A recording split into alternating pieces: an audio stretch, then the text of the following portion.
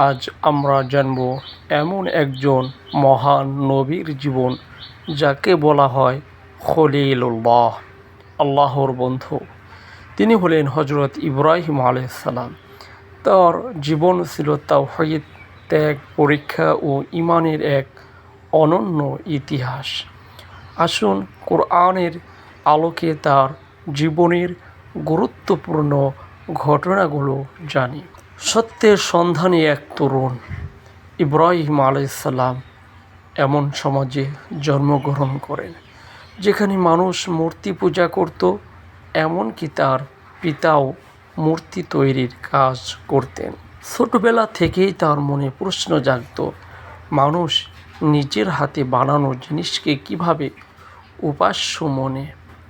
তিনি আকাশের তারা, চাঁদ ও সূর্য দেখে চিন্তা করলেন, কিন্তু এগুলো অস্ত যায়। তখন তিনি বুঝলেন, প্রকৃত রব সেই যিনি সব কিছুর স্রষ্টা। পিতার সাথে সংলাপ। তিনি তার পিতাকে অত্যন্ত বিনয়ের সাথে বললেন, হে আমার পিতা, এমন কিছুর ইবাদত করবেন না যা শুনে না, দেখে না, কোনো উপকারও করতে পারে না। কিন্তু তার পিতা কথা মানলেন না, বরং তাকে হুমকি দিলেন।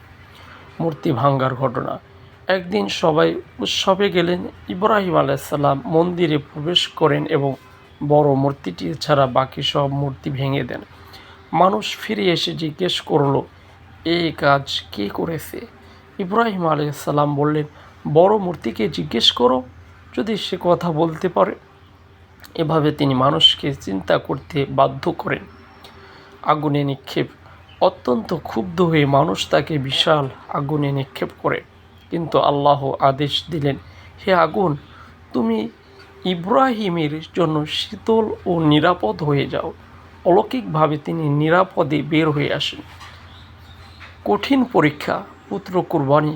বহু বছর পর আল্লাহ তাকে সন্তান দান করলেন।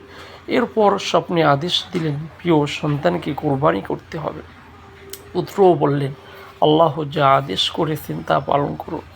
যখন তারা আল্লাহর আদেশের সামনে আত্মসমর্পণ করলেন, আল্লাহ একটি দুম্বা পাঠিয়ে দিলেন। এ ঘটনা আজও কোরবানির মাধ্যমে স্মরণ করা হয়। কাবা নির্মাণ। পরবর্তীতে ইব্রাহিম আলাইহিস সালাম ও তার পুত্র ইসমাইল আলাইহিস সালাম মিলে কাবা নির্মাণ করেন এবং দোয়া করেন, হে আমাদের রব, হে আমাদের পক্ষ থেকে কবুল করুন। ইব্রাহিম আলাইহিস সালাম এর জীবনে আমাদের শেখায়, সত্যের জন্য দাঁড়াতে হয়, আল্লাহর উপর ভরসা রাখতে হয়, আর তার আদেশের সামনে নিজেকে সমর্পণ করতে হয়।